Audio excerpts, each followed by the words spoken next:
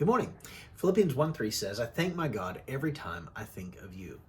Now, Paul wrote those words with a deep sense of gratitude for the church at Philippi because it was when he wrote those words, he was in chains awaiting his own beheading. He was in a cell and he'd spend the rest of his days there until he left the earth.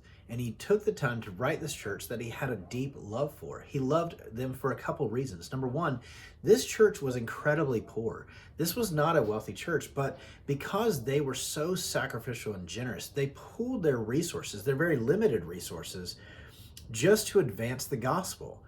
They took the money that they themselves could generate because Paul could no longer work in that cell. He couldn't generate income himself. And they took that money and they used it to advance his writing from said cell. So the gospel could go forth and the world could have hope. So Paul thanked his church, this church at Philippi, with a deep sense of gratitude because of their sacrifice and because of their service. And it's with the same deep sense of gratitude that I thank you, New Hope, for being a place that is so generous and so loving, so sacrificial, so serving, that you would, number one, honor me and my wife as your pastor and his wife on Pastor Appreciation Month. Last Sunday, I was so humbled to sit before you, to receive from you, and to go through cards of encouragement with kind words of exhortation for Heather and I. We, in tears and humility, we were just so grateful. And so I want to come to you personally, taking this time this morning to thank you and say, we love you and we are thankful that you love us. We felt that and we are grateful to be loved by you. It means so much to us. And so we thank our God when we think of you, New Hope. And we also thank him because you're a church that believes in the gospel, so much so that you would go into the community on a night when many churches wouldn't, and you would love those around you just the way that Jesus would, earning the right to advance the gospel and offer hope to them that apart from Jesus they don't have.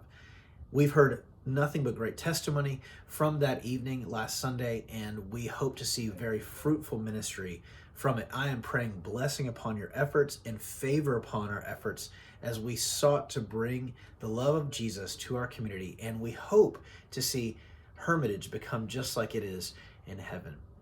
I am so honored, so humbled, so grateful to call you my church family, my home, and I love you. And so it is with deep sense of anticipation, I plan to meet with you this Sunday on the corner of New Hope and Central Pike. I'm looking forward to us gathering for worship this Sunday, and I'm praying for you even now as we look forward to that moment. I will tell you this week we have a gift, and I didn't give it to you. I wish I could, but I'll remind you of it.